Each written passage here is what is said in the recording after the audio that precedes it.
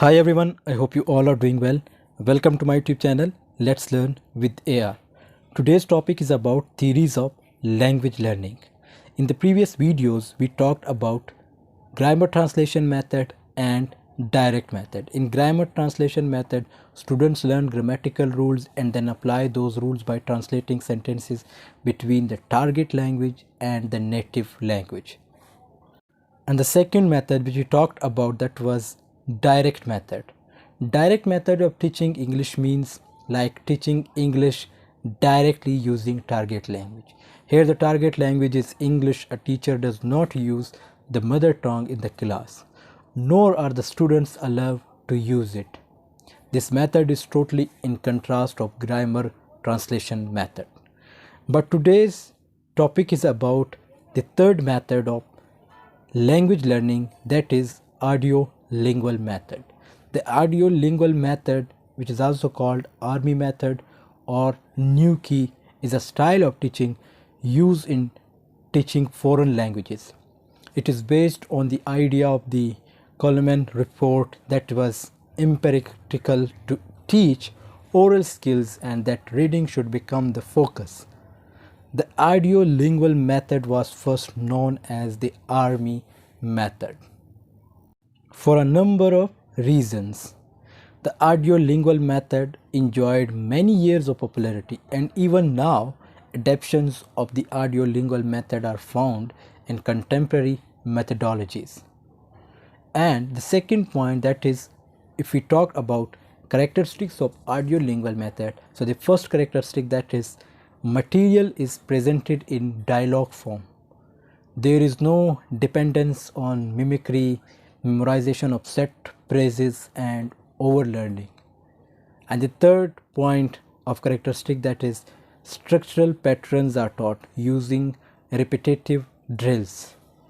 And the fourth point, that is, like there is little or no grammatical explanation. The fifth, great importance to pronunciation. Pronunciation is like focused more and more. And the sixth point, that is, very little use of mother tongue by teachers is permitted.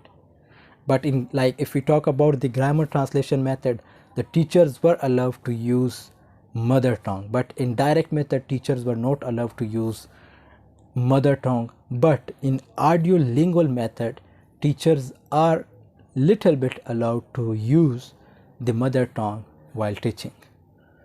And the seventh point, that is, vocabulary is strictly limited in context.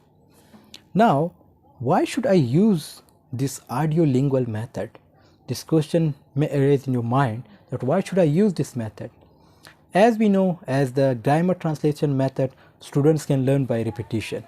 Students pay attention and carry a sequence of what they are doing. But despite of learn in class, teachers can make activities to be performed at home, so they can practice writing and reading.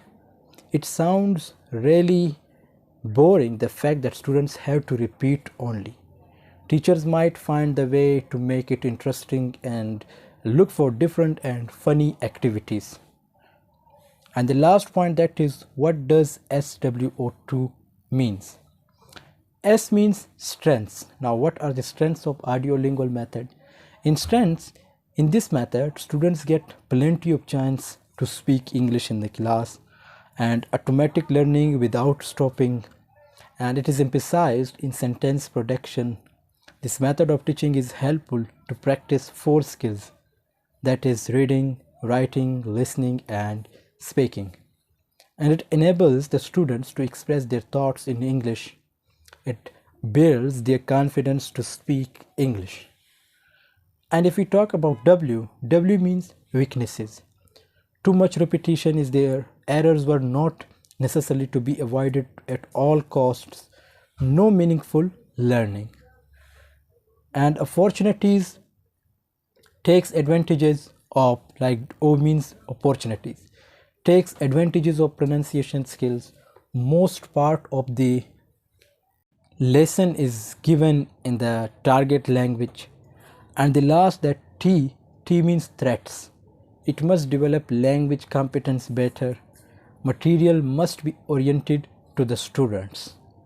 So this was all about today's. If this video has sparked your interest, so I suggest you to like, share, comment and do subscribe to the channel. See you in the next video. Take care of yourself. Allah Hafiz.